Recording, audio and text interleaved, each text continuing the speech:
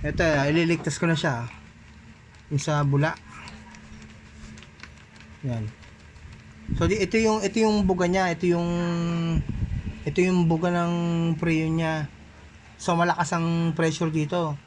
Kaya ibig sabihin kung may singaw yan, sisirit yan, di ba? Oh, yan, kaya pinapabulang ganyan. Kita mo wala oh. So ibig sabihin kung yung hinang ko diyan ay may sablay, sisirit yung bula na yan. So mawala. Ibig sabihin okay yung hinang ko sa kanya. Dito, pinagkabitan dito. Yan, ligtas na. Sa dito ko minsan nagkakasingaw dito, yan. Pinakapuno ng dryer. So dito rin. Okay naman lahat yan, doon lang talaga sa pinaka nabulok na part, Oo, yung nakalapat na isa. Oo, yung nabulok na part lang talaga ang ano niyan. Sabihin hindi siya magkakaroon ng problema kundi talaga doon sa Oo.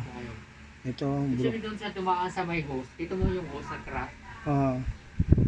Yun ang bulok na bulok Hindi na niya may talaga tulak siya. sa mga bilid. So ito yung tinanggal ko na part niya. Yun yan, pinakunik ko to. Yan. Okay na yan.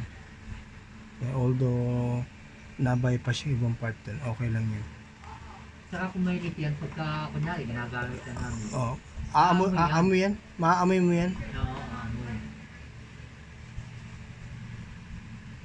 Yan, so okay na rito. Walang... yan lang naman eh. Iba kasing technician, naghinang. Bandang huli, yung hinang pala, sablay naman. Kaya talagang magbaback dyan pa rin. So ito, wala.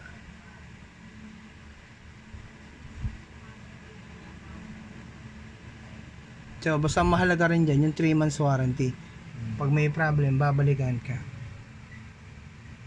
Sa 3 months na yun, eh, pag nagkaroon ng problema. Same problem, yung singaw. Oo, yung sigaw. Oo, kasi yun lang naman ang naging problem niya eh. Oo. Kasi ibang technician nga, naghihinang nga, bandang huli, sablay din naman yung hinang. Kumbaga, hindi matibay. Babak yan. Oo. Mahirap po, hindi mo na makotak-tapan yun. Tulad yan, kabisado ko naman yan. Alam ko na yung perfect na hinang, kaya talagang matibay yan. Ito, kaya na pa ito umaandar. Siguradong malamig na to.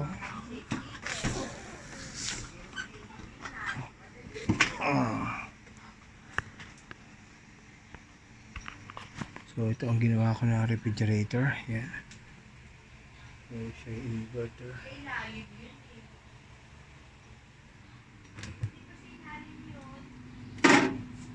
Lamig na. Ito ya, okay na ha. Ito, isara mo tayo yung pinto mo. Sara mo yung pinto mo para makapunta ka rito.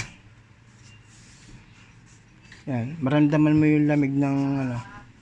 Ito mo, umuusok na oh. Kita mo yung usok? Oo, yan o. Diba, usok? Dito sa...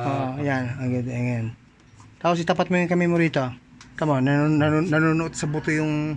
Ayan, o. Nanunuot sa buto yung lamig. Nanunuro ko na siya. Di ba? Ito yung moist niya dito. Tsaka yan yung usok na yan. Ibig sabihin, Sorry. perfect na yan. Yan lumalabas din dito. Dito yun. Ganda siya. Yan. Dito, tama. Hindi ko nga kayang tagalan eh. Ano nga? Nanunuot sa buto eh. Ibig sabihin, okay na yan. Okay yung ano niya eh. Perfect na yan, lamig na yan. Pati itong baba, lamig na. So okay na yan. Ganda na yung pan yan ano? Pan yun. So dito, yung setting naman na to, igitna nyo lang to. Igitna nyo lang to para balance yung lamig nung taas at saka ng baba. I-balance mo rin. Balance nyo lang. Di ba? 7 yung sagad. 7 yung sagad. Siguro number 4. I-balance nyo lang yung pihit niya. Yan, okay na yan. Maganda na ang lamig niyan. Yan. Yung number 4. Ito kasi, habang nakasodo kong ganyan, yan. Yes, pressure control. Naka-maximum ka rito. Kumbaga, mas magiging todo ang lamig sa pressure mo. So, sige, pag nalagay mo dyan sa number 4 niya, balance lang balance yan. yan hanggang dito sa... Balance lang yan. Balance lang. Okay na yan. Ang ganda ng lamig. Nanunuot sa buto yung lamig niya. Ibig sabihin, solid na yan. Lalamig na ng gusto to. Dito pa lang, pakalamig niya. Oo. Okay na po yan. So yung leak lang sa likod ang pinaka problema natin dyan. Kaya yun yung warranty ko sa inyo dyan. Doon sa hinang. Tsaka kapag kasi expert na technician ng rep, kumbaga kapag siya naghihinang, perfect yung hinang niya. Yung walang leak-leak. Diba? Parang sa welding din. Oo. Kapag hindi magaling yung nag-welding, Hindi maganda. pag nagpa-welding ka, Nakikita mo yan doon eh. kinabukasan, tanggal yung hina. Kasi ako naman, pag ako nag-welding na ganyan, diba, nagpaikot ako. Hindi ko pinababayaan na kagano'n lang. Tuktok. Tinitiktik ko yun. Kasi, makakala mo full wheel na, full wheel. Tiktikin mo yung flux lang. Plus lang yun. Oo. Kaya, pag tinanggal mo yun, pag minartilyo mo yung winelding mo, tanggal. Oo, yun ang ano ko sa akin. Ako, natutunan ko rin yun. Ang pinag-weldingan namin yun, yung mga flat bar. Oo. Tapos papagawin kami ng parang kaliskis ng isda. Oo, Yun. Ibang style yun eh. Yung pag ano ng ano eh. Ng welding rod eh. Oo. Zigzag. Ganyan. Tsaka dapat yung pag tinesting yun, mababali yung bakal sa ibang part. Oo. Hindi rin sa pinag-weldingan mo. Kaya nga, pagka, makikita mo naman kasi, pagka maganda ang dating ng welding mo, kahit hindi mo tiktikin, kita mo laman siya, laman. Parang nagkaliskis na kang gano'n.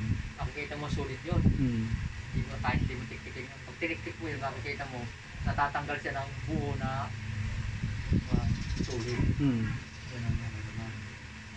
So tayo ako na yan, kita mo na yung lamig niya. Oo. So 3 months warranty tayo dyan.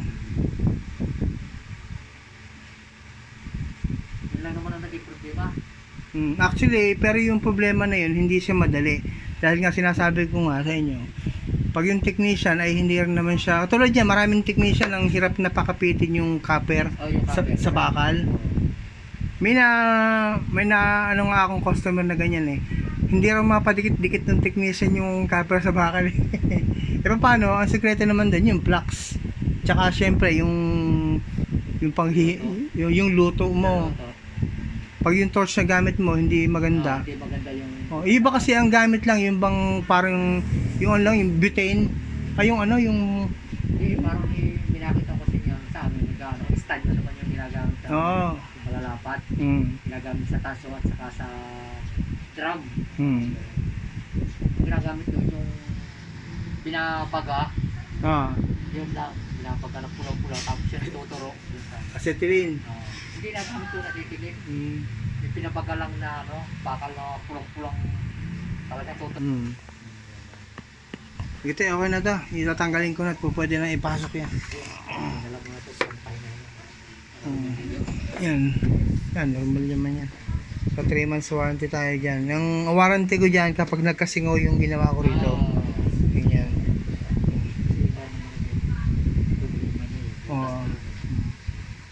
Kaya kung magkakaroon ng problema yan, doon na yun sa hinang, hindi na Yan. So okay na. Yan. So ito yung naging leak niya. So ito yung mga tubo na tinanggal ko. Eh, binepas ko lang yung nabulok na part. So okay na yan. Okay lang na hindi na siya nakaloop ng another loop doon. So kasi binepas na nga. Okay na yan. Basta perfect yung hinang niya.